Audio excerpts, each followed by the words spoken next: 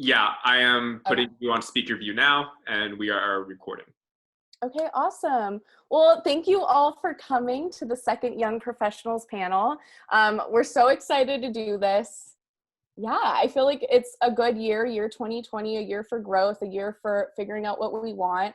And I feel like it's a great opportunity to network with other people. Because, I mean, like I said at the last one, if anyone came to it, it's just like a lot of panels have like older people who are settled kind of in their career and they're like, reflecting on it, but it's like they don't know what it's like to be in this exact position right now. And that's why Jack and I really wanted to do these young professional panels. So I'm so excited to have you guys here. Jack, do you have any words before we get started?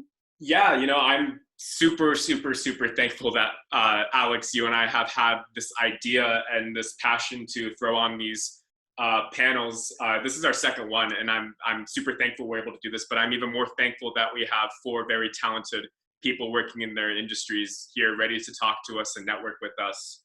And yeah, I'm just super hyped for it, and I'm really thankful that we could all be here during this time, welcoming in the new year. With this, I love having more younger people in the industry being able to offer their platform to network with other people who may be in college or are trying to get their first job in the industry, because I really feel like you get the most practical information from people who are just a few years into their industry rather than having a panel with people who are much older. I find it much more relatable having younger people. So we're really thankful that we could have this going, and pretty much we're going to run this pretty much like how we did the last panel. Alex and I will do a quick little intro of each of ourselves and our background, and then we'll get into our panelists. So I am going to share my screen right now, and we will get into this presentation. And I just want to add too, if you have any questions at any point, feel free to put them in the chat and we'll probably get to those at the end. But I also feel like because we'll answer the questions that were in the RSVP form first. And then once we get to those, honestly, I feel like you can unmute yourself and ask a question at the end as well. Yeah. If you prefer that too. Hey, Alex. So I'm trying to share my screen right now, and it's forced me to open up my system preferences, but I open it up, it's not opening up. So do you think there's any way for you to share the presentation on your screen? Yes, let me just pull it up real quick. Okay, no one can judge me for the amount of tabs I have open. I was not expecting to share my screen. Okay.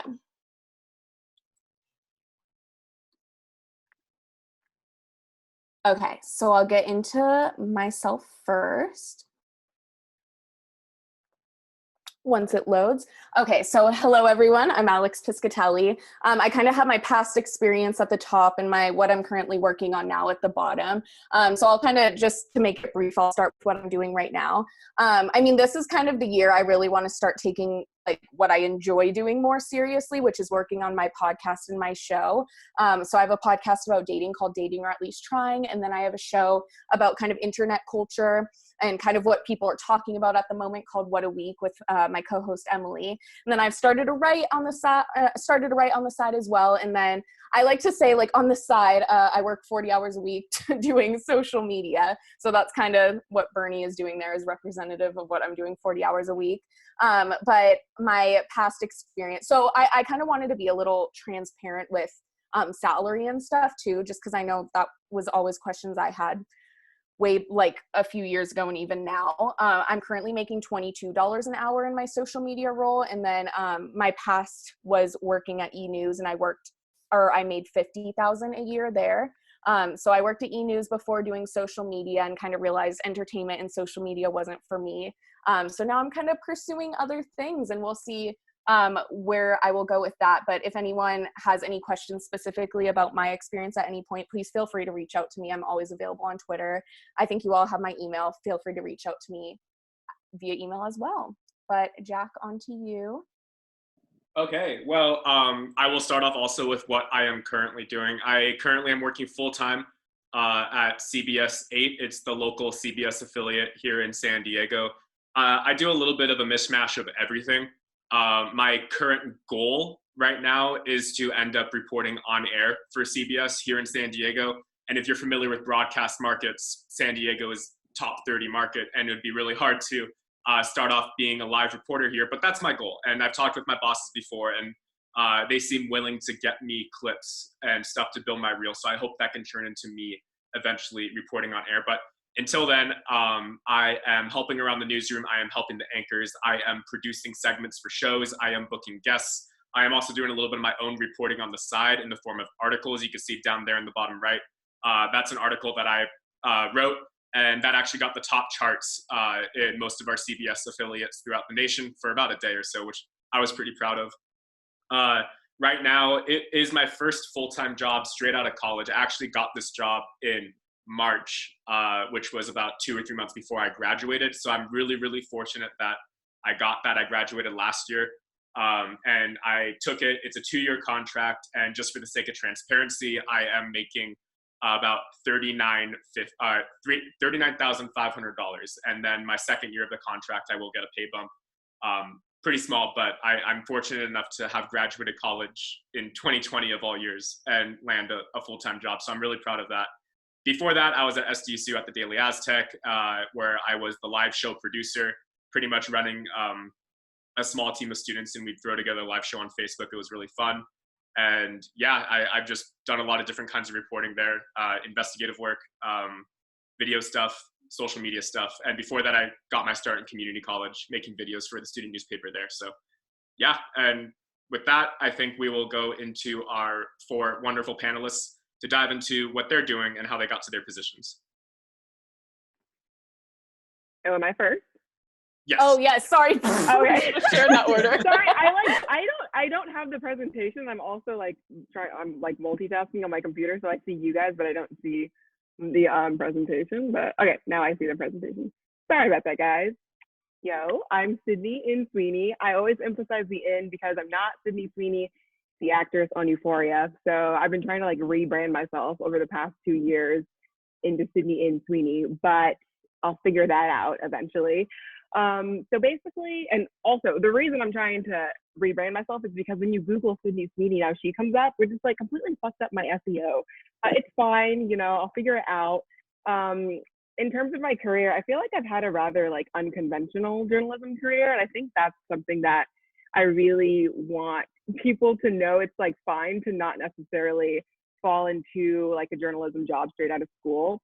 So I guess we'll just start from the beginning. Even my story is kind of long, I guess. So let me call me out, Jack and Alex, if I'm talking to you.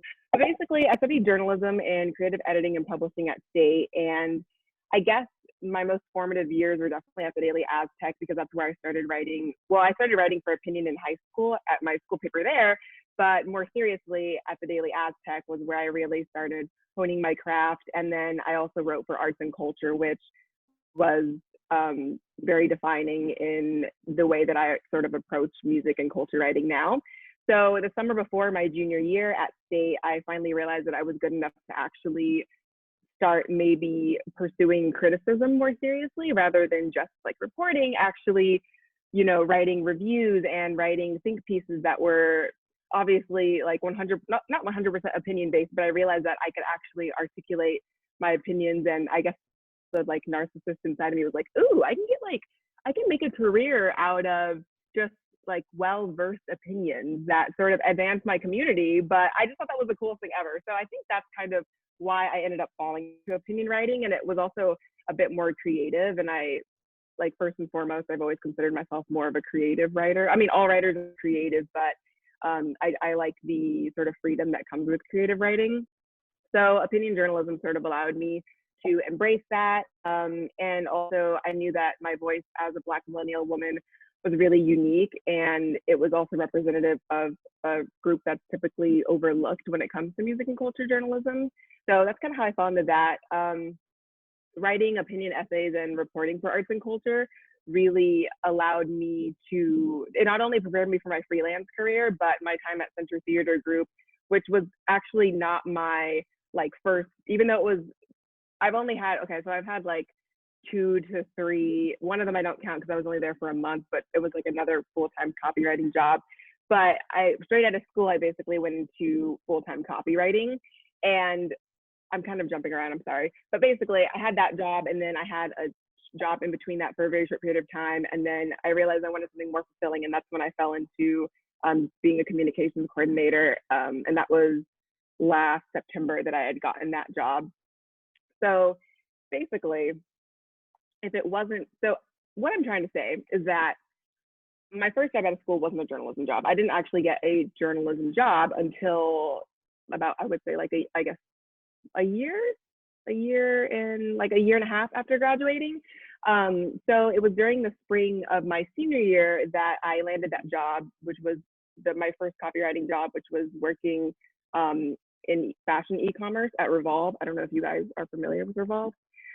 But basically, they're a pretty big company, but it was fulfilling at all. I was writing like technical copy for like clothing, 8 hours a day, didn't have windows in that building. I was realizing a 9 to 5 was like not my jam, but I just graduated, so I couldn't really like jump into freelancing. And I think that in college, I realized I wasn't going to be able to have a career in like music journalism, for instance, just because in LA, music journalism is very competitive in general, but in LA specifically, there's only so many opportunities because a lot of editorial jobs are typically in New York.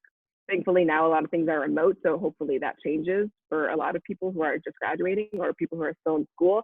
But for me at the time, that wasn't really an option.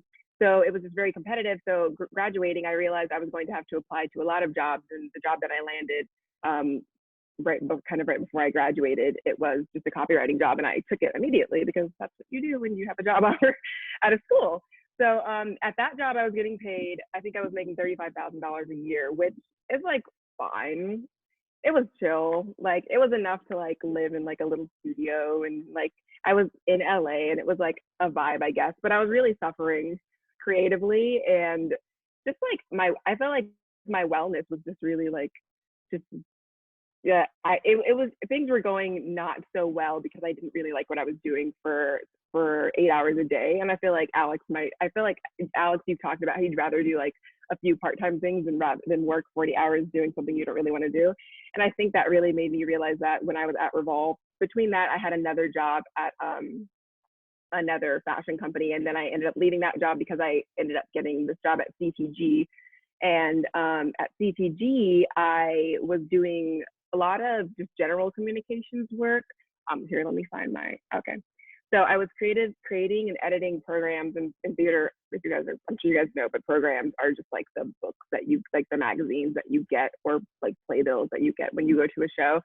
So I was editing those. I was reporting on events, but I was writing like byline free, like feature content. So I was not only reporting, but writing those and then liaising with other departments. We worked really closely with publicity and marketing and pretty much every single department, but most closely with publicity because they were also in communications, and then marketing because we did like a lot of email building and things like that. And during all that time, I was still working in copywriting at the time. And the reason I fell into copywriting was really just because I had editing experience working at the DA. I used to be a writing tutor at State Writing Center, and then I did a lot of freelance writing, a lot of unpaid work while I was still in school. So that's kind of the reason I was able to land that job straight out of college. But even though I hated that job, in retrospect, I realized if it wasn't for me working in full-time copywriting, I wouldn't be where I am now, which is freelance copywriting, which is the bulk of my income is actually from freelance copywriting instead of journalistic work. I would say like less than 20%, probably more like 15% of my income actually comes from journalistic work. But because of freelance copywriting, I have the freedom to still pursue journalism and pursue journalism in a way that's most fulfilling to me. I get to write about Mariah Carey and call out racists in pop culture, and getting paid to do that, I think is amazing. So in terms of copywriting, I think, and you guys are going to hear me talk about copywriting a lot because I spend a lot of my time copywriting, but I think that a lot of journalism students don't realize how much of an option it is for us, or not even journalism students, journalism grads in general, because with a journalism degree, you're already advantaged when it comes to working in advertising in that industry.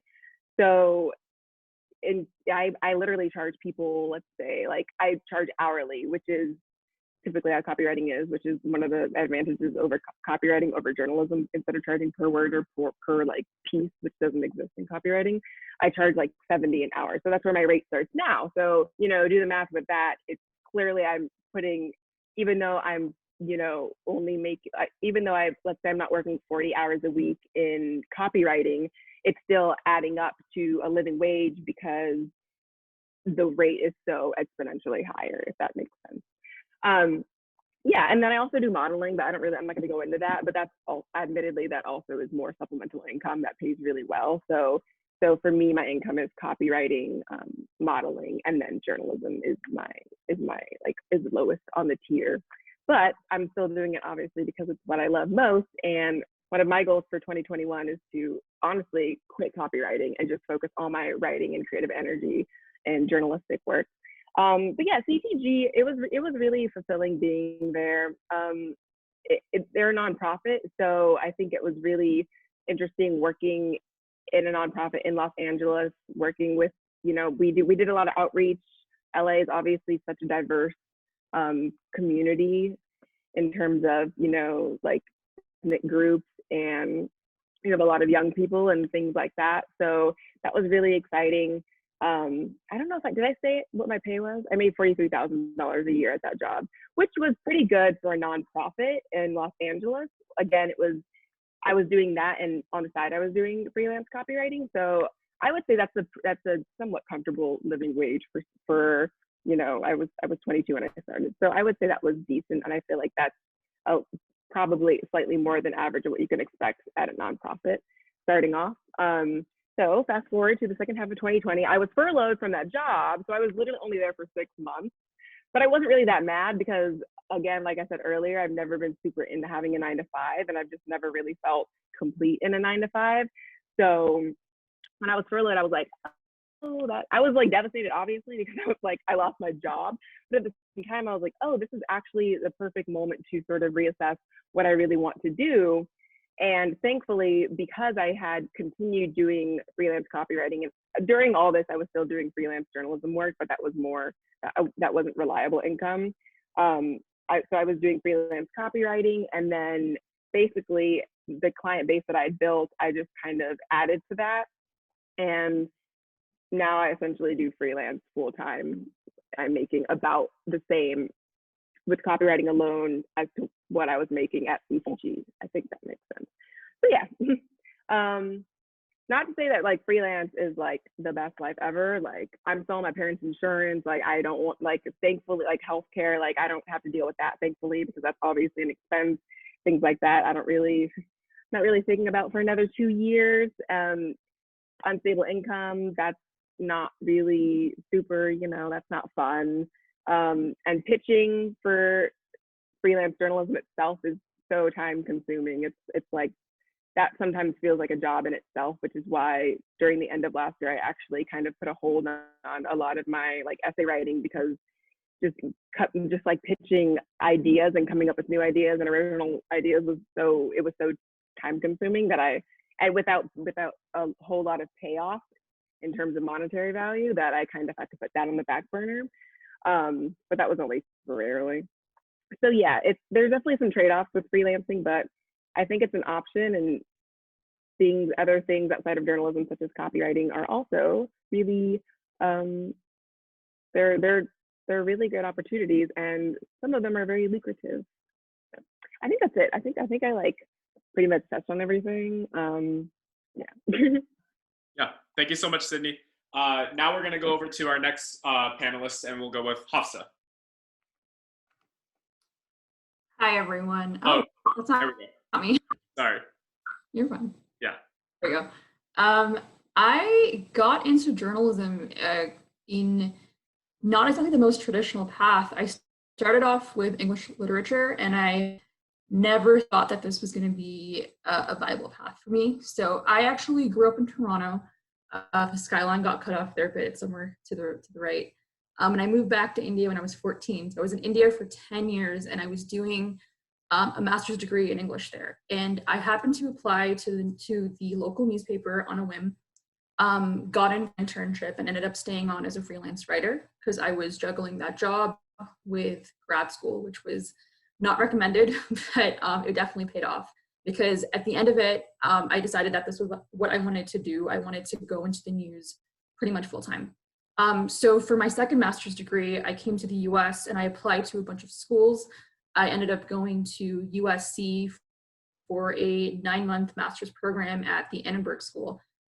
Completely like life-changing. And one of the reasons I chose USC specifically was because of just how rigorous the multimedia program at USC is. You pretty much get experience in audio and print and in radio as well. And I had never touched a camera before I came to USC. I didn't know how to operate a Tascam, and they taught me all of that in 9 months, which was definitely an endeavor, but it paid off. So after USC, I ended up interning at the San Diego Union Tribune. I was an immigration reporter there. I interned with KCRW producing All Things Considered and Morning Edition for about 6 months. And then I went to NPR where I interned with It's Been a Minute with Sam Sanders for another 6 months, which was, I think, the best thing that I've done so far. And I'm currently I'm back with like the UT producing a podcast that's coming out hopefully early this year about the life of a reporter, Sandra Dibble, and it's about her life covering the border here in the States and Mexico and just her experiences with it. And that kind of just came about drawing on my previous experience with audio, working with NPR. It really was one of the most ambitious things that I did because I hadn't done long form narrative audio before. So yeah, excited for that to come out and happy to answer any questions on Twitter or through email. Oh, I am muted. Sorry, now I'm speaking. Thank you so much, Hafsa. Now we're going to go on to our next panelist, and it's going to be Jake. Hello, everyone. Cool. So I'm not the best at graphic design, so I just like threw everything together, and hopefully it's not too visually unappealing for you guys.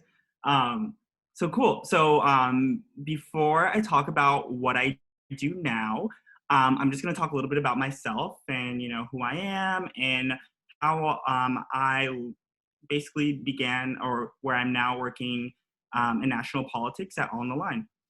So pretty much when I started college, I graduated early at 16. And since I'm a first generation college student, I didn't have anyone who could just, write me a check and pay for my college tuition.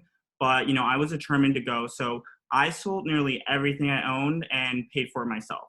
So during my first 3 years of college in San Diego, give it up for SoCal. I think everyone on this panel is from SoCal probably. But there's some East Coast people, so I just need to make it clear that, SoCal is the best. So when I started college in San Diego, all I wanted to do was become a broadcast journalist. So, I spent my first few years in college doing internships and, news media on and off campus. And then I even earned a spot as assistant producer for KPBS News, which is how I met Alex. So around this time, or around like the later years of like my first half of college, this was like in 2016 when, that awful year, Trump was starting to gain steam in the polls, and, he was starting to like clinch the Republican nomination. So at least on my campus, his rise, or at least I'm pretty sure a lot of people like experienced it. It was really starting to show, just how racially tense things were, specifically on my college campus. And so this is where I start to begin to like forge a bond with like politics, where I'm like moving away from the nonpartisan journalism and moving more to like editorial opinion pieces and being a little bit more involved in like speaking out. So specifically, like one incident on my college campus, some of my colleagues at the time, they posted some like really pretty much like anti-Black insults on campus right after, the school had invited diverse speakers to talk about the importance of inclusion. And so I used my experience as a journalist, as a writer, and my experience as a Black man to pretty much write a really strong op-ed in my college newspaper that rebuked those comments. And pretty much like that is when I really started to move away from this nonpartisan voice and really started to get more into politics, and at the same time I had wrote a series of articles pretty much holding my campus accountable for discriminating against transgender students, which led to the school ended up like getting rid of the rule. So that is when I was like, what, I want to not kind of be not the middleman, but I sometimes felt like journalism kind of kept me in handcuffs where I really couldn't say how I felt, of course, because that's just not your job. Your job is to just report. So I then decided, okay, I don't think that is where I want to be, where journalism. I think I want to be more in politics. So yeah, so after those two experiences, I started doing things a little bit more intentionally with politics.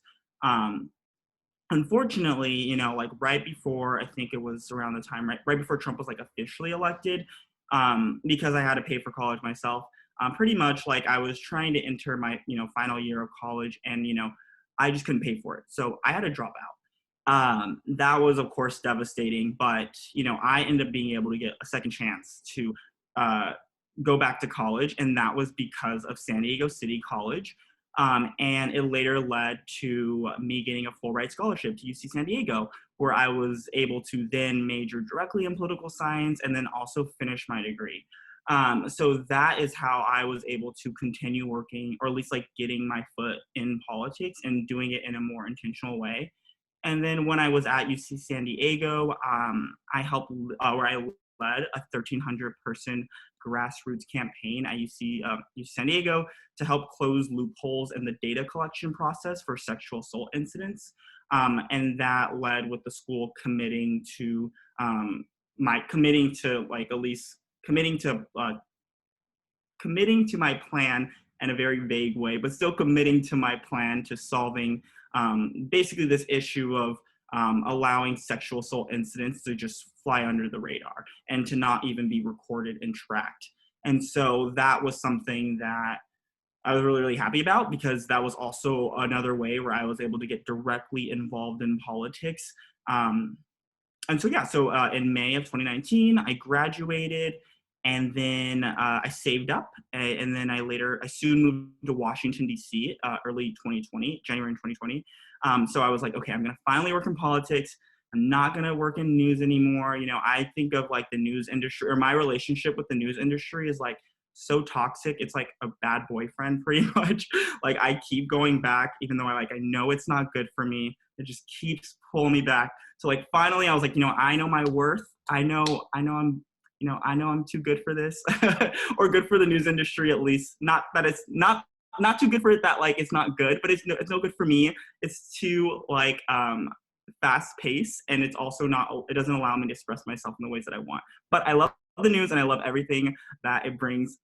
Jack, don't kill me. So I finally moved to DC, and so like when I mean like took the risk and moved to DC is like much like it's really hard.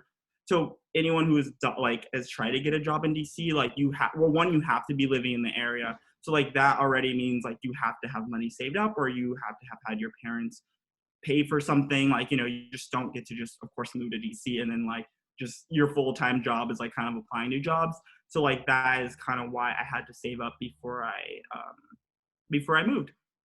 But in April 2020, all my experiences like from news media and then, advocating for sexual assault issues, it helped me earn a position at On the Line as a digital strategist.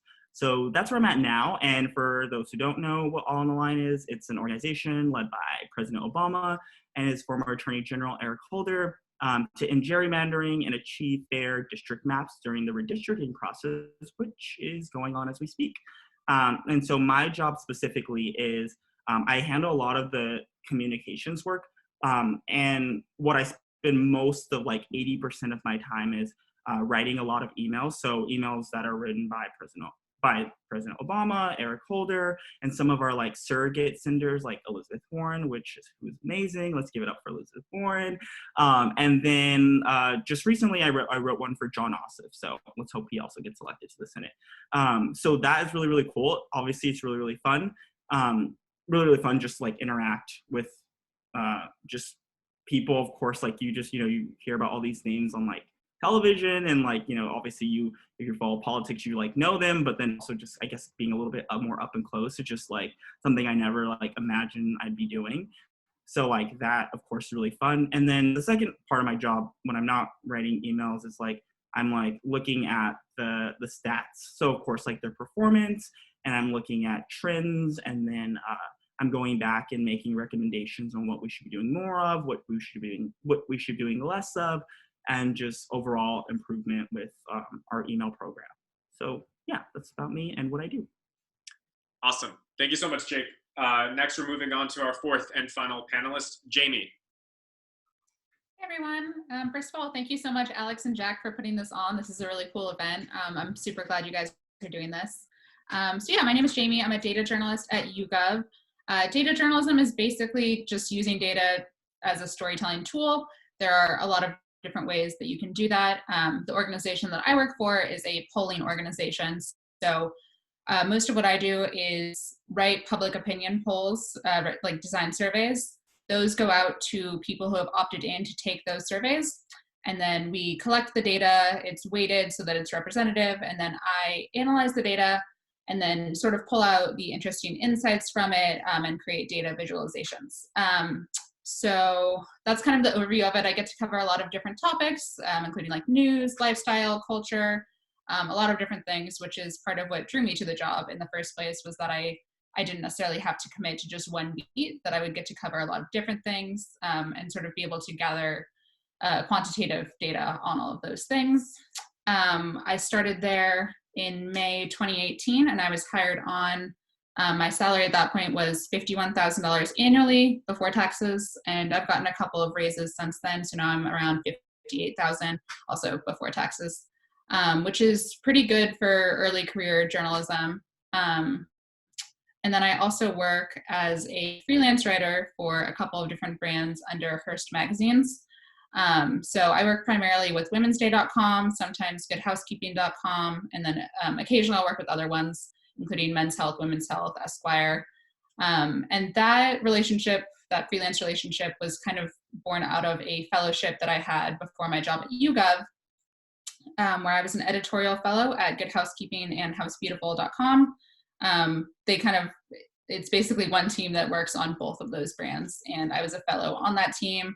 A fellow, if fellowships, if everyone's familiar with those, but to me, it feels like it's pretty much an internship, but you have to be a college graduate, but they still pay you very, very little. They still pay you like an intern, basically.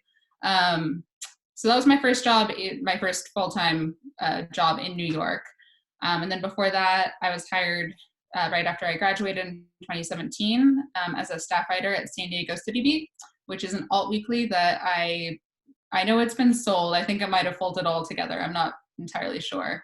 But I was an intern there during my last semester, senior year. And then after I graduated, they hired me on almost full time. I think I was capped at like 35 hours a week so that they didn't have to provide health insurance for me. So media is fun. Anyway, so that's kind of an overview of sort of what I do now. Oh, sorry, I wanted to hop back to the freelance writing. Sorry, I'm a little bit all over the place. But freelance writing, so that, I think Sydney's talked a lot more about freelancing than I will be able to.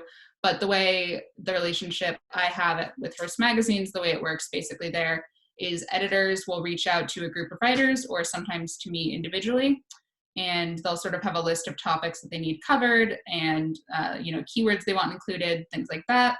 And the pay rates for that are usually pretty set. I don't really get to set my own rates. They pretty much set it, and then writers have the option to accept it or pass. And the rates that I typically am getting are between $125 up to $375, just depending on how labor intensive the piece is. So if it requires a lot of interviews, or if they want some kind of original sourcing, those tend to pay more than ones that are sort of just aggregated, like, I don't know, like 12 baby shower themes or something would be a lower paying one because you don't really have to do any reporting for that. So that's just kind of, I just want to be transparent sort of just about the pay and all of that. I have a few other roles listed here on the slide. I don't want to take up too much time because I know we have a Q&A portion. But just to go over it really briefly, I worked at the Daily Aztec all throughout college in a few different roles. I was an intern at Esquire.com summer of 2016.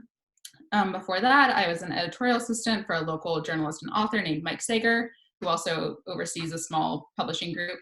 And then in high school, I was an editorial intern at my hometown paper, the Sonoma Index Tribune. And then I also have here at the bottom non-media jobs. I think we've all sort of touched on this at some point, but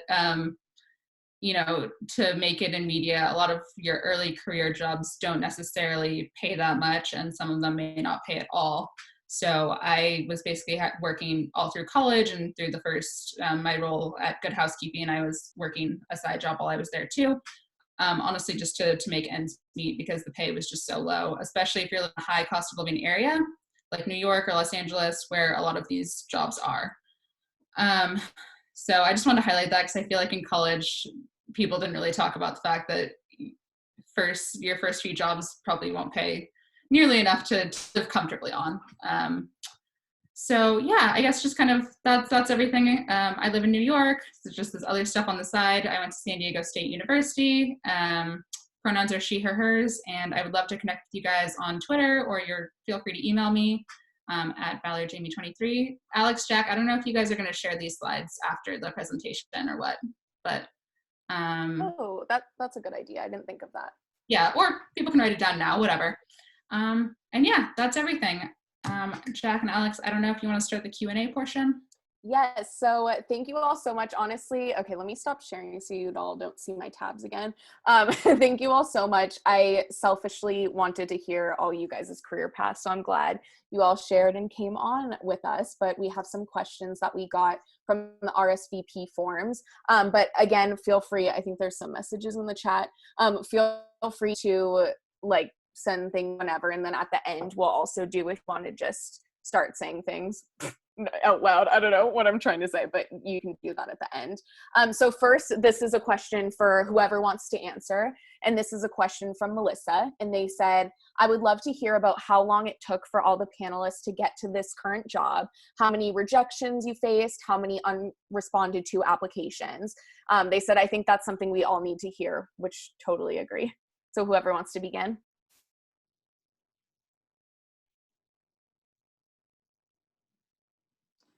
Well, I will say that for NPR, I got rejected 3 times before I actually got in. And so that was really, really devastating. And I actually wasn't going to apply for the current cycle that I got into NPR. I had pretty much given up at that point. I was like, there's no point to it.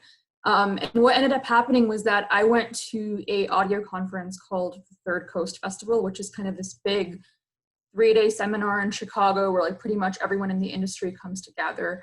And I ended up having lunch with someone who turned out to be the senior director of programming, and we sat next to each other very coincidentally. And he told me that there was an opening at the show, and the show had never opened up for an intern before. And I applied, I think, an hour before the deadline closed with no expectations. So it takes a lot to get there. It's very frustrating. I think I have applied for over 150 jobs without hearing back. So we've all been through it, but it really is that one email that really counts. I can go. Okay. I'll talk about my communications coordinator role at Center Theater Group. So that job, getting that job, I felt like I'm like a spiritualistic person. So not spiritualistic, that's not a word. I'm a spiritual person. So I thought getting that job was meant to be. And to this day, I still think it was, because the process to get it was so difficult. And I was applying to so many jobs. And it's especially discouraging when you're looking for a job that's unlike the one that you currently have, because at some point, for instance, I was applying to a lot of media jobs, and I was applying to sort of media jobs and nonprofit jobs that were adjacent to media. And then it got to the point where I just started applying to copywriting jobs, because I was just I need more money. And I know that I can get a copywriting job quite easily. So I began settling on just taking a copywriting job, when in reality, I knew that's not really what I wanted. And as expected, I was getting asked to interview for copywriting jobs almost instantaneously, whereas hearing back about a media job was okay, I waited weeks, I guess it's just a matter now. And similar to, how do you pronounce your name? Hafsa, is it correct? Okay. Similar to your situation, I applied to dozens. I honestly couldn't tell you how many, but I definitely applied to dozens. Maybe it wasn't a whole lot, just because there's only so many media jobs in LA, for instance. And I think that's another, because I wasn't willing to relocate. And that's currently where I live right now, is LA. So my options were just limited. So in that way I kind of, I guess, gave up quickly. And that's how I ended up applying to copywriting jobs, perhaps more rapidly than someone else would have. So I wasn't super, super persistent, because I wanted to stay in my area. But I do have to say that lots of rejections. And when that CTG job came around, I was actually split between that role, and there was one other job that I had heard back from, and that was with Metro, which is like LA's Metro, like our train in our like public transportation department. So that was a communications assistant position that was oddly paying $50,000 a year, which is quite generous for an assistant position. And I was very, very close to just accepting that job, even though, again, it was not really aligned with what I wanted to do, which was work in the arts and do something that was adjacent to the arts. But it was obviously a public works job, so it kind of was adjacent to nonprofit work. But I almost took that job. I didn't, because I ended up hearing back from Thunder Theater Group when I had started at that weird like limbo job that I had that was a copywriting role. I essentially ended up quitting that job very spontaneously when I heard back from CTG finally. It was a whole thing. Like, turns out the email that I had sent, I basically reached out to the communications department coordinator on LinkedIn. Like, and I just like I basically, you guys know what I'm saying. I reached out to him, and turns out he did get my resume, and he spoke with the supervisor who I ended up reporting directly to, and she had actually emailed me, but the email went to spam because Gmail thought it was spam, and it was a whole thing. Essentially, 3 months passed, and I never emailed her back, but the position still hadn't gotten filled, which was really weird because I don't know. I just thought it was weird. Like, it should have gotten filled. Like, it was. I feel like it was very, very, very unlikely that job had just kind of been open for that long. Turns out, I interviewed immediately. I emailed her back and was like, "Is it still available?" Feeling terrible that I knew I was going to leave this job after being there for 3 weeks that I was at. But long story short, it worked out. But even things like that, like, you really just have to shoot your shot. And when that opportunity does come along, it almost always will be like one opportunity. And you kind of just have to take it, even though, like, for instance, at that job, I was getting paid $7,000 less than I would have been getting paid at Metro.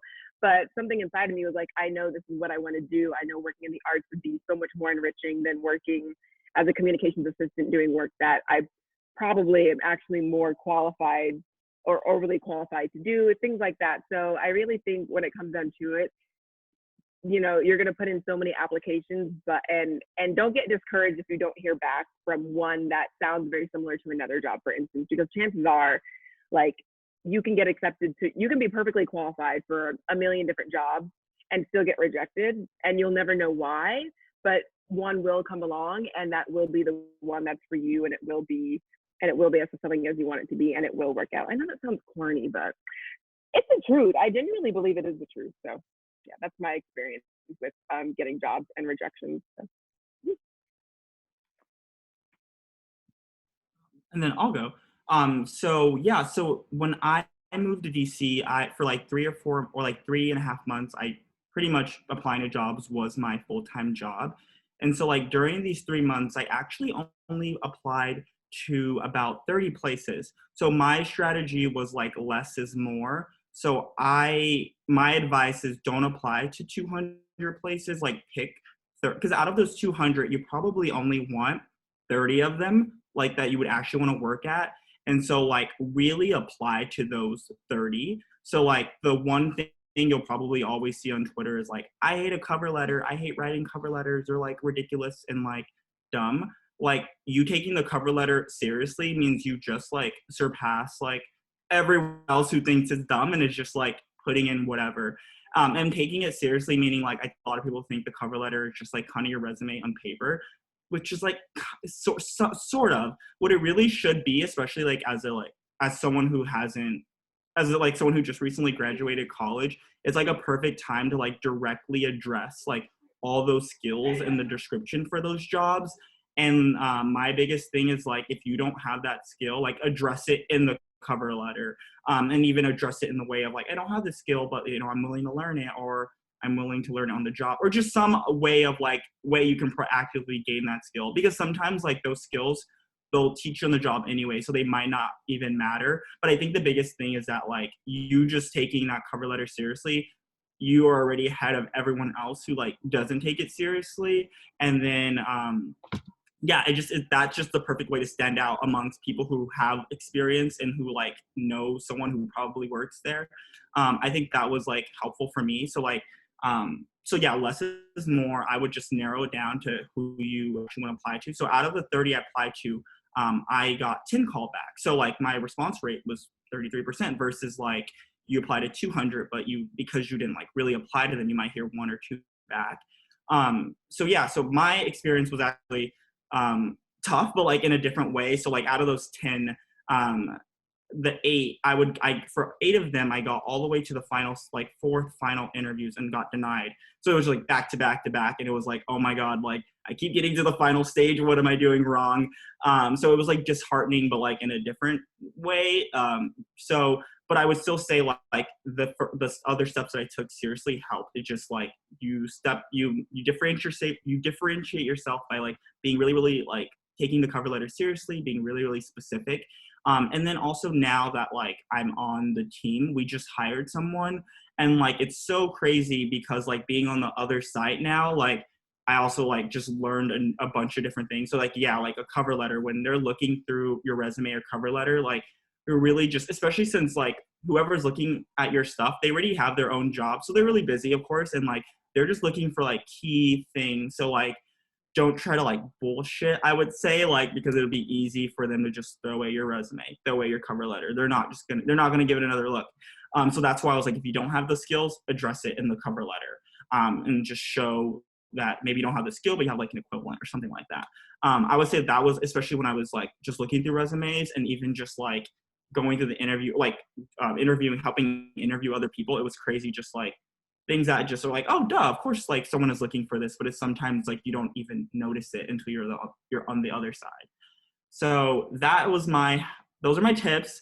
And the other tip is like on LinkedIn, usually like you can do a quick apply or you can do apply, but normally if you scroll all the way to the bottom, there's like, sometimes it'll be like, oh, you should directly email this person or send all your information to this person. Or sometimes they want like writing samples, but when you apply, they don't even ask you for those. So sometimes you'll be applying and like you're not even submitting all the stuff they need to even consider you.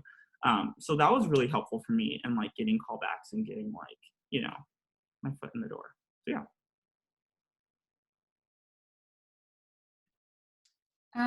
I'll go.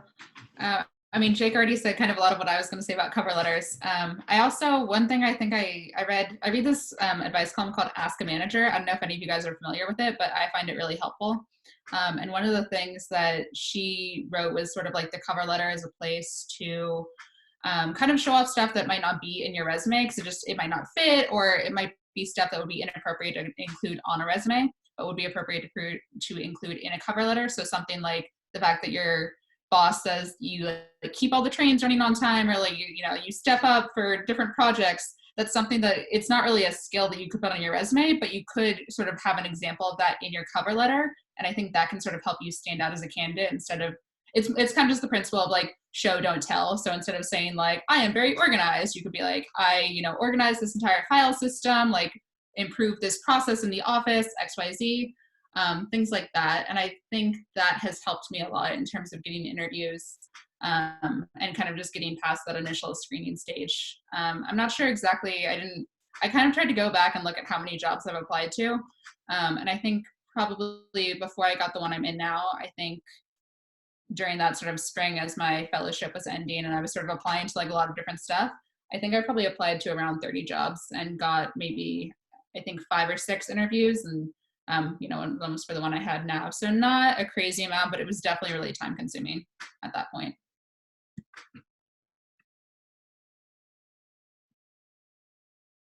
I'll go. I went to community college for 3 years, and I didn't even want to be a reporter or a journalist first. I wanted to get into video editing and video design. And so I was applying for internships left and right regarding those. Never heard back at all. I went to a very small high school, didn't really have a career center. And so it was really hard for me to find those resources and help for getting people to look at my resume or looking at my cover letter. So it wasn't until I went to SDSU where like I really went to those workshops and really took advantage of people who were a year or two older than me, or people who were getting those entry-level jobs, and really talking to them and asking them what really worked. And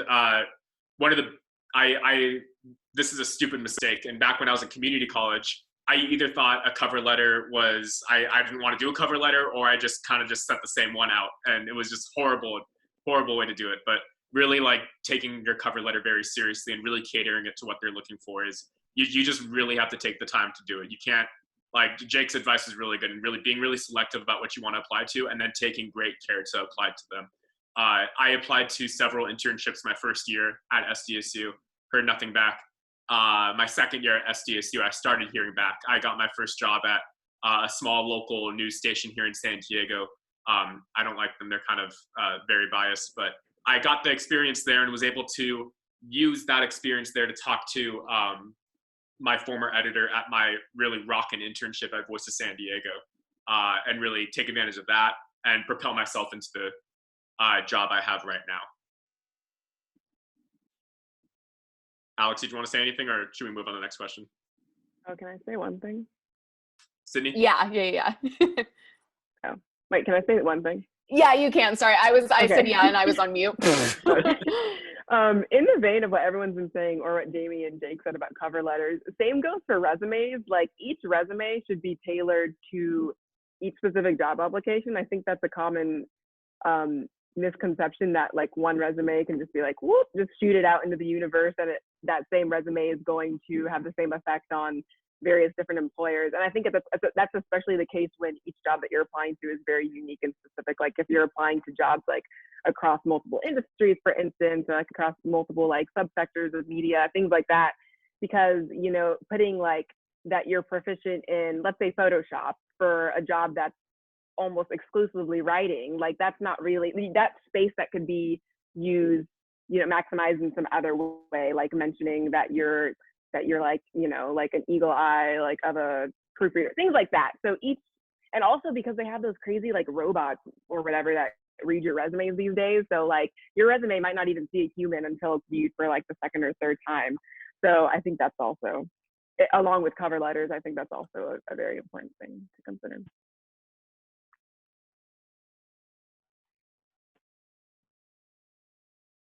Okay. Alex, did you have something to say, or should we move on? Yeah, let's just go to the next one. Okay, yeah. And then this next question is from Quinn, and it's directed to Sydney. The question asks, how did you find your niche, and were there any specific exercises or activities that helped you realize that this niche is what you wanted to really focus on? I think you're on mute.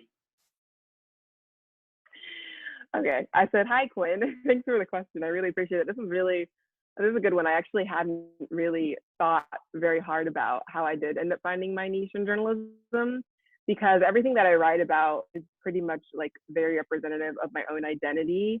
I mostly write about Blackness and womanhood and music and fashion and just pop culture at large and counterculture and being a millennial and being young. So all of those things, obviously, I'm like the living embodiment of all those things. But so yeah, it just essentially just felt really natural for me to write about those things. As I mentioned earlier, I think I guess some people say I'm like an outspoken person, so I naturally fell into opinion-based writing. And I think a lot of culture journalism is largely opinion-based. Granted, a lot of the times you're still having to do reporting to support your argument, but it is very argumentative and mainly based on, you know, having strong, well-developed opinions, like writing an album review, for instance. So yeah, and with music in particular, I've always just been very interested in music. I don't play music, but I grew up in a very, like, my parents always were playing music. I remember like Saturday mornings cleaning in the house, like listening to Sade, things like that. So I was always exposed to music at a young age.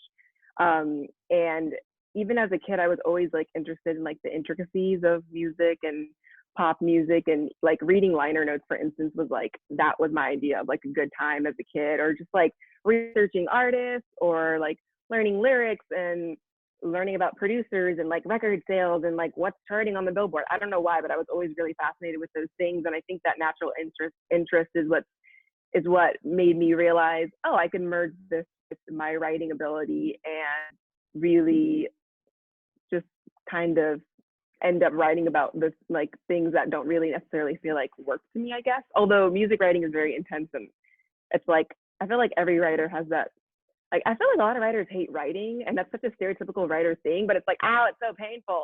Like, literally me sitting down writing like a 1,500 word essay, like, for instance, you can see on my slide, I wrote one about Mariah Carey. Like, that was so painful to write, but it was also so exhilarating. So it's still really exhausting, but it's also, the finished product is something that you're going to be so proud of, and it's just really, and I keep saying things are fulfilling, but that's really how I feel. And sort of coming up with new ideas when it comes to music writing and having the perspective that I do have. And it's always like getting a pitch accepted. It's like, yes, like finally someone took this damn pitch that I pitched to 10 different places. Yeah, so that's always fun. And then in college, I was also very interested in like indie music. So sort of merging my knowledge of like mainstream music today with my knowledge of indie music, I feel like has definitely made me a stronger journalist, and being able to draw connections between those things and old music and new music and things like that. And then in terms of culture, yeah, I just do like a lot of writing that's centered on identity. And a lot of that is, I guess, I wouldn't say the cool thing, but one of the benefits of sort of culture writing, the way like culture essay writing, is that it's not super reporting intensive. You should do reporting, but at the same time, it's not like you need to like leave your house, which for me, someone like me who has multiple jobs, that's an advantage, because I'm able to, you know, deliver really good fleshed out pieces without necessarily having to like, like I said, like drive and get in my car and like drive down to some like protest down the street. You know, not that those things are difficult, and I respect journalists who do that, but maybe I'm just a lazy bitch. I don't know. But yeah, so that's me. I hope that answers your question. Did it answer the question, Quinn? I'm not sure. Quinn might be watching after, but Okay. something I want to add to, like, just kind of figuring out your niche, because I know the question wasn't for me, but in terms of like the podcast that I do, I feel like for me, it was like, okay, what do I spend my time like consuming when I'm not working? So like I found when I was talking to friends, I was always like, so how's your love life? Like, what's going on with that? So I wanted to make a whole podcast about that. And with my show called What a Week that I do with my friend Emily, I mean, like, I was constantly consuming news and wanting to talk about that with people, and she loves entertainment, and that's kind of the work she wants to do. So we kind of fused that together to make a show. But going on to the next question, this one is also from Quinn, and it's for Jamie. In data journalism, do you feel you have enough freedom and creativity, or are you mostly driven by those numbers? And then what's kind of the breakup of your daily grind? Yeah, that's a great question. So there is some creativity to it, because the data journalism can be it can apply to so many different topics. Like, I think the one I have on my slide is sort of about like LGBTQ populations and the loss of queer spaces during COVID-19, which is something that I just personally was really fascinated by and interested in. I love doing surveys and writing articles also about like sex, dating, relationships, kind of like personal topics, personal relationships, things like that. So there is a lot of freedom to do that, because especially in the kind of data journalism that I do, where it's public opinion surveys, you can ask people questions about pretty much anything. Like, there are obviously certain privacy laws and certain questions that you probably wouldn't ask people about, like their health or sort of sensitive topics. But for the most part, anything that I'm interested in, I can collect data on and sort of try and find out if there's a narrative within that. All of that said, I miss interviewing people, because I don't really get to do interviews anymore the way you do in most journalism jobs, where you're sort of like out reporting on something like a protest, or even just calling people for kind of like expert insight. I don't get to do that a lot in my data journalism job. I do sometimes get to do that in my freelancing job. And that's kind of one of the main reasons that I do freelancing, is so that I still get to sort of like scratch that itch and get to sort of, interview people and cover topics that even if they could be covered with data, sometimes that's not the best way to tell a story, right? So it's good to have sort of that be able to sort of do other parts of journalism in the freelancing world that I don't get to do in my normal 9-to-5. I don't know if that really explained it very well. But then as far as sort of the daily grind, I think, sorry, I'm just referring to my notes. I think I sort of talked about this when we were on my slide, but essentially what I do, the daily grind, is there's a lot of daily work where we have to write questions that are related to things that are happening in the news. So probably 30% of my day is sort of just coming up with questions along those lines, sending them through this really lengthy approval process, and then potentially writing up the results if they come that same day. So yeah, I'm sorry. So a lot of it is sort of writing those questions. And then right now I'm also sort of leading a lot of our weekly and daily editorial meetings because we don't have an editor at the moment. He left a few months ago and they just haven't really hired anyone to replace him. So right now I'm kind of doing some editorial work in that regard. I work with a really collaborative team, so a lot of my daily work is also providing feedback on other people's articles, other people's charts or data visualizations, or their ideas. Sometimes we just bounce ideas off of each other. And then I do work sometimes with our public relations team. Sometimes they have a reporter who will contact them saying like, hey, I'm writing this story about like, you know, the Georgia Senate runoffs. Do you have any data on that? And then sometimes I'll work with our PR lead to respond to that request. Or it goes the other way too, where sometimes I'll have a cool idea, I'll write a story, and then the PR lead will pitch that out to different outlets where it might be a good fit. And then I run a newsletter, a daily newsletter that goes out every morning around 9 a.m. And then we have a social media editor, but on the occasions that she's out or just really busy, I sometimes help out with social media as well. So I hope that answered your question. Yeah. Nice. Thank you, Jamie. If nobody has anything else they want to chime in, we're going to move on to the next question. This question is from Brianna for everybody. It asks for tips for staying sane while working at home. She said, I started a new job a month ago and haven't met any of my coworkers in person. So any tips you guys have for working at home? I know I have a few, but I'll let you guys go first.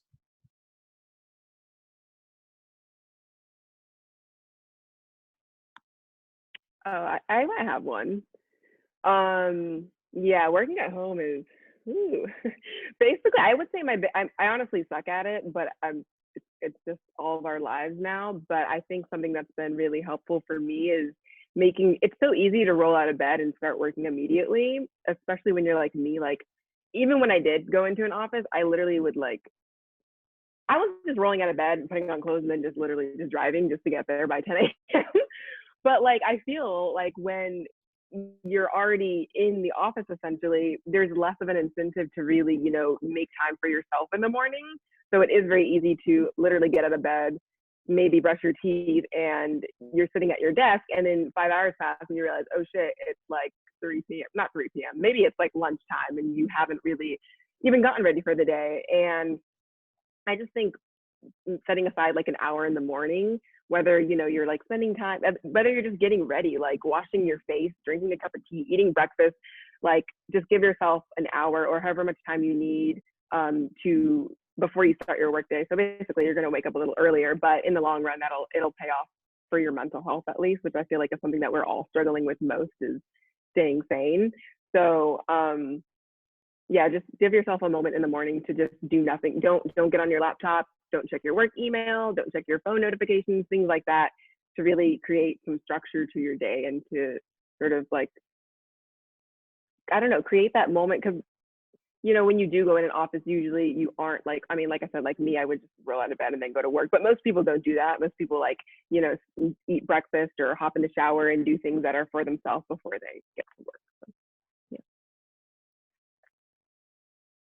I totally agree with that. And I can go next too. And I just want to preface it, I'm so bad at doing this, but I think creating boundaries is really important too. If you're able to kind of have like a dedicated workspace and, I think Sydney touched on this, but not doing your work from your bed, because then you're going to like associate work with your bed where you're supposed to be relaxing.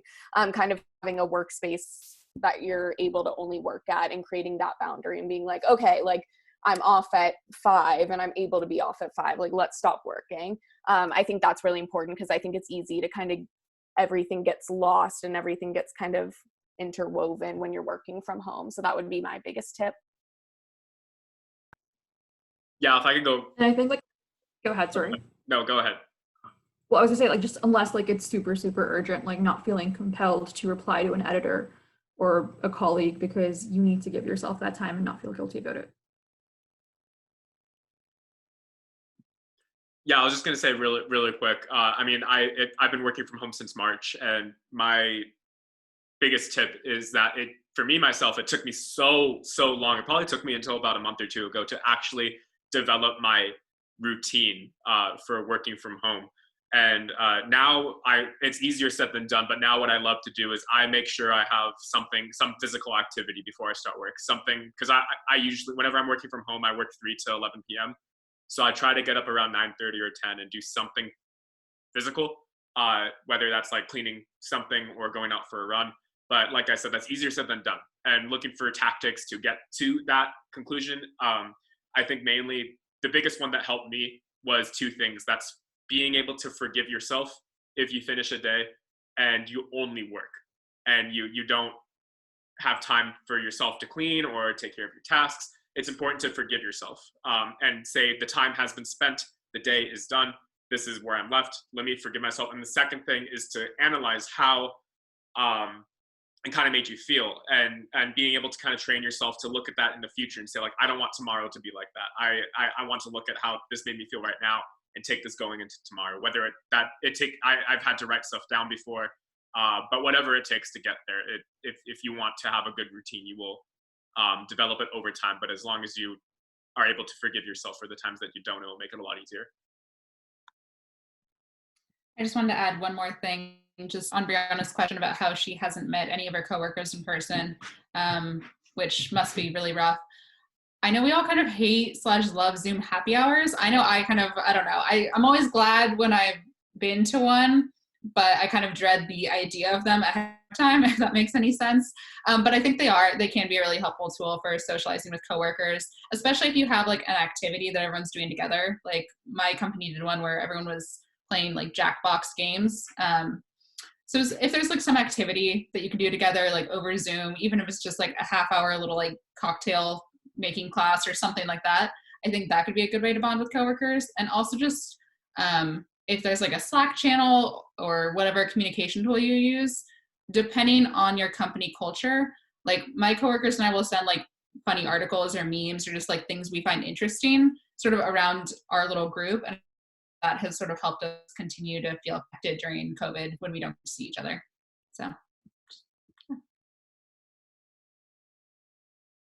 Okay, we have 2 more questions and then we'll get to the questions in the chat. We'll try to wrap this up in like 15-ish minutes if that's okay with everyone.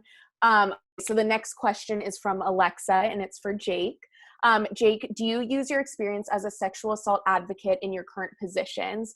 Alexa said, as someone who's a peer educator at SDSU in the same subject, I would like to take that training into my next career steps, but have never met anyone with that experience. Specifically, at least when I was advocating for sexual assault issues, I focused a little bit more on developing like a policy around it, and also sort of branding like on social media, and just taking, of course, an issue, just trying to drive it, and of course like make it known and get people and like expand its reach. So when it comes to the issue of sexual assault specifically, of course I definitely had a lot of people who would come up to me and tell me their different stories, and of course just naturally when you're working with that issue, you naturally will get more experience with it. But I want to say that most of my experience with it was mostly taking the issue. Of course, I'm talking about a sensitive issue, and then being able to talk about it on different platforms, and of course, being able to make it more, since it's sensitive, making it a little bit more digestible for people to take in. So that was more so my experience with it. I know Jamie has a little bit more experience specifically with when it comes to like education-wise. So I don't know if you want to talk a bit about that. Yeah, I'll keep it short. I volunteer as a patient advocate in a local hospital, working with people who have experienced sexual assault or domestic violence who come into the emergency department. So a lot of that is sort of providing counseling, support, resources, and kind of just information sort of about, next steps they can take, sort of what resources are there for them if they decide that they want to, pursue counseling or pursue any kind of legal action. So, but that has been something for a while, I sort of thought maybe I wanted to be like a therapist or a mental health counselor. And that volunteering has sort of made me realize that like, I don't think I could do that full time as my full-time job, but being able to do it on a volunteer basis has been really enlightening and really helpful for me. And I think probably helped me in other aspects of my life and my career as well. So yeah, I guess that experience has been helpful. I don't know, is Alexa still on the call? No, I don't think so. Yeah, I think she dipped out. But hopefully okay. I was gonna ask her if she like wanted to pursue sexual assault advocacy as like her job, but anyway, Alexa, if you see this later, email me. I don't know, and we can talk about it more. Yeah, and same here. I realized I didn't really hit the question. So because I dealt with it a little bit, obviously I dealt with the sensitivity of the topic, and it wasn't as education focused as Jamie's. So at least the skills that I was able to take with me to my next job are a little bit probably more obvious, like social media skills, or of course I wrote tons of letters and petitions, launching petitions, things I sort of do in my position now. Of course, not directly for sexual assault, but around redistricting. So a lot of skills a lot I learned I was able to take with me. I know there was another question that we didn't really get, I think we cut out because of time, but I was going to combine it with this question, which was like, were there any like roles you had that in college that prepared you? So specifically like the role of being a sexual assault prevention advocate, that was not a role, that was not like a job on campus. So my advice was sometimes you can like create your own roles. Of course, specifically, this was not an issue I cared about. So, creating that role and then being very, very specific in the ways that I like push forward my goal, that aligns directly with the job I'm doing now and other jobs that you can do in the future. So sometimes if you don't have, like that position isn't there for you, then create it if it's possible.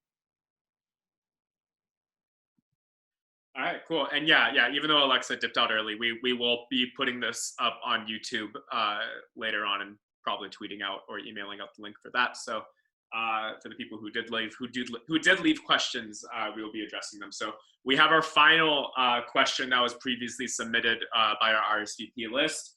This question is for whoever wants to answer, and it asks, how can low-income or first-generation college students build a strong professional network? So whoever wants to chime in there.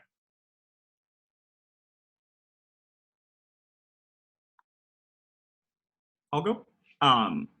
So I'm two of those things. Yay.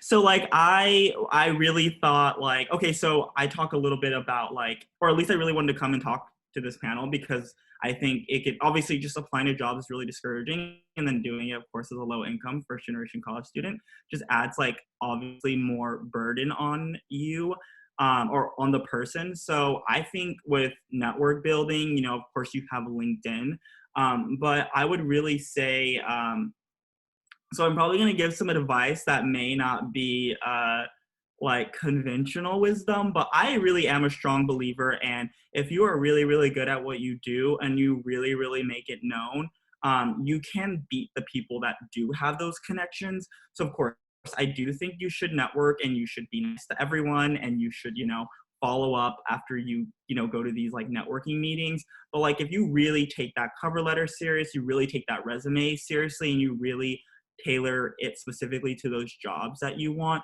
like I feel like you can really beat the people that do have those connections, because I didn't have any connections coming into DC. And of course, being on the opposite side of things, like when we were hiring, I noticed that a lot of it was connection based, and not in like an unfair way, but of course you're just going to want to maybe hire someone you have experience, like you know them, right? And you've worked with them before in the past. So you're going to hire them over someone who has not worked in DC or worked in this industry, or who is just getting their foot in the door. So like, I feel like the way I was able to really like still get hired and really get past that was like really being intentional about cover letters, resumes, and like a little bit of what Sydney had said earlier about like the robots. Sometimes like you don't even get your resume gets looked at. So like taking it seriously and just like I said, personalized cover letter, but personalize your resume too.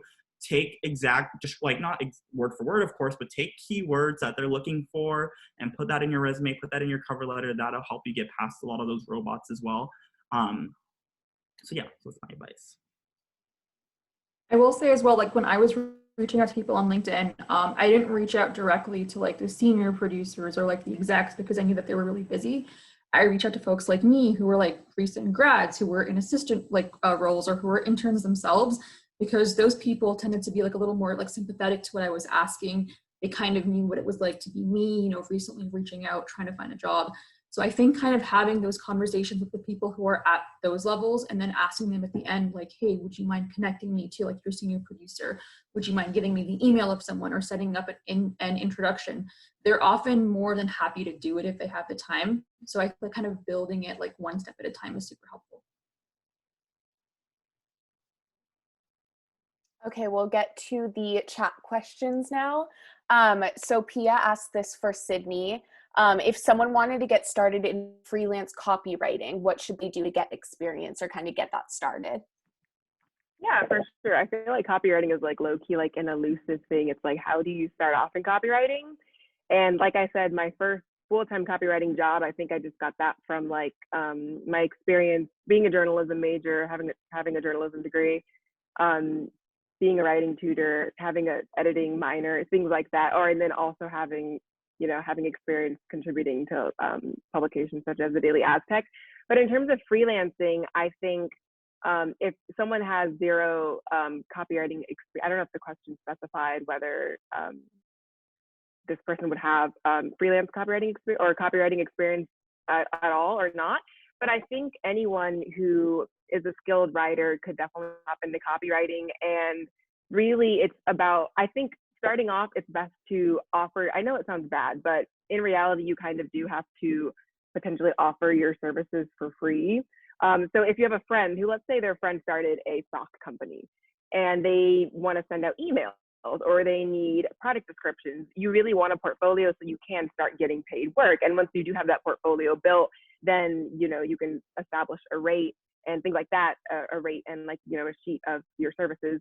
But in the beginning, really just ask around, see if you know someone who's starting a brand, or if a close friend is starting a brand, or let me specify, the copywriting I do is I do fashion and lifestyle and like wellness and things like that, but it's kind of the same across the board in terms of freelance copywriting. That's kind of what a lot of people do. So I would say to just sort of ask around, see if you know anyone in your inner circle who does need copy written. They might not even know what copy means, but literally it's just any words that's used to market or like advertise something. And once you do have a portfolio, maybe you've done that for like one or two, maybe, or even one client, honestly, might be enough if that evidences, your abilities to write emails or your ability to write blog posts and things like that. Just go with who you know already, offer your services for free. If they want to pay you, then dope, like accept that. But I wouldn't expect to go in, like, I think my first rate was $40 an hour. I wouldn't go lower than that because you're worth $40. So yeah. I think that answered the question, right? Like it pretty much answered, right? Yeah, I think so. Okay, moving on. This next question is from Dylan, and it's asking, have you ever experienced imposter syndrome in a role? If so, how did you deal with it?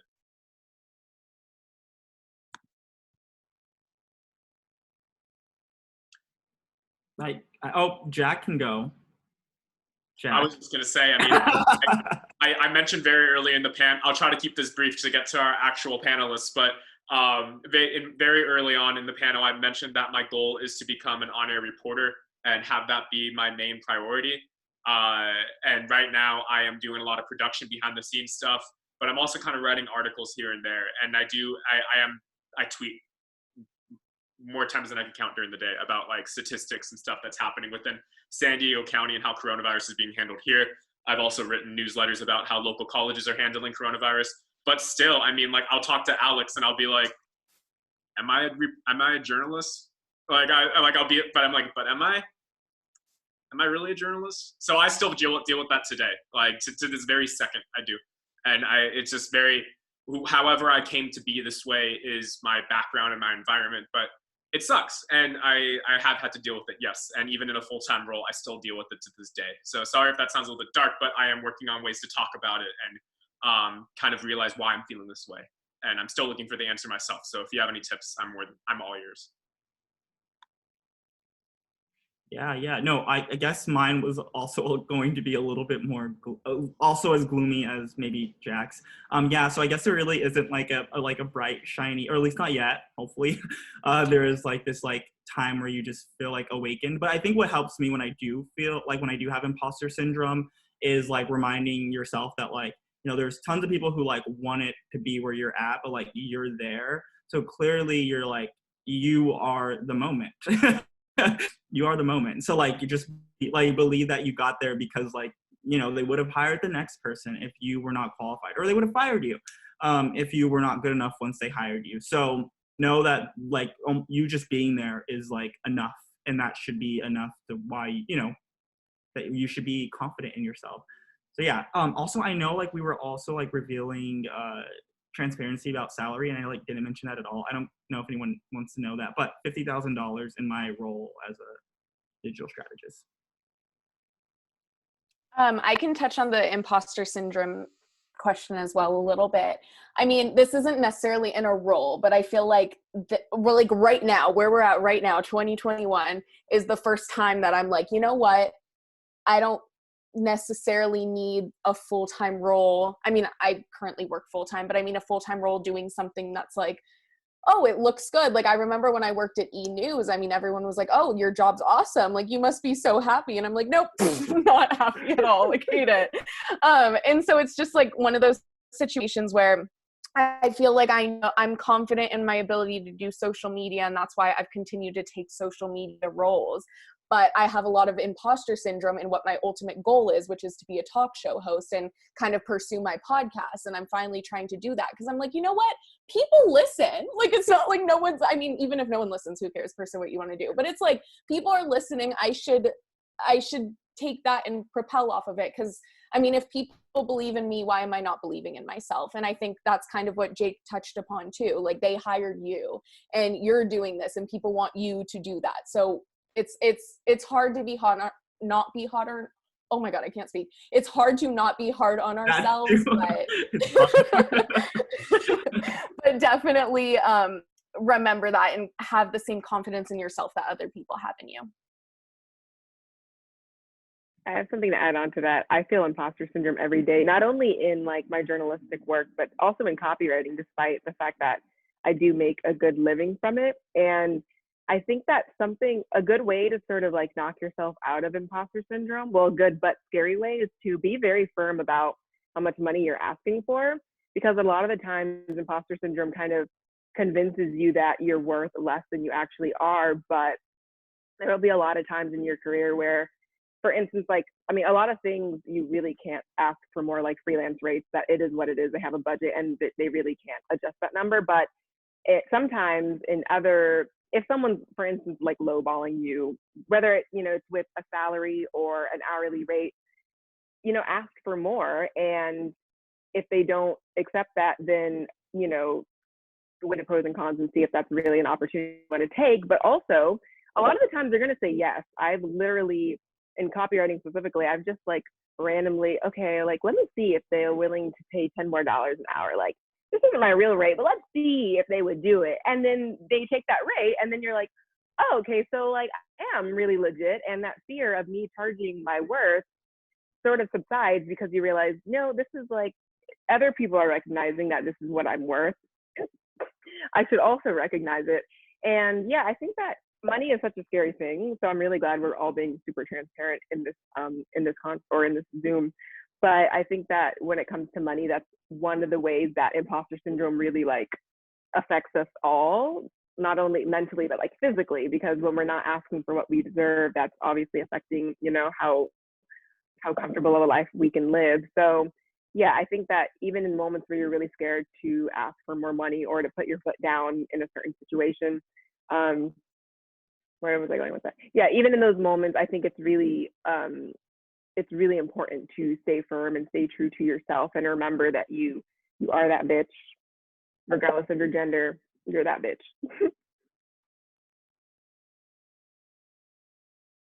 Okay, if no one... So sorry. Oh, sorry. I want to just add on really quickly to Sydney saying, yes, so like, oh yeah, when you're doing your salary negotiations, like always ask for more. even if they're offering you like a good rate for that position, always ask for more. Like, because if they don't, I mean, if you already got to that point, they want you, and all they, like literally what Sydney said, they will just say no, but likely they will always say yes. So like, just ask for more.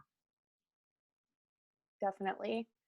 We have one more question. If you want to ask anything else, feel free to do so now, or you can ask after everyone answers this next one out loud.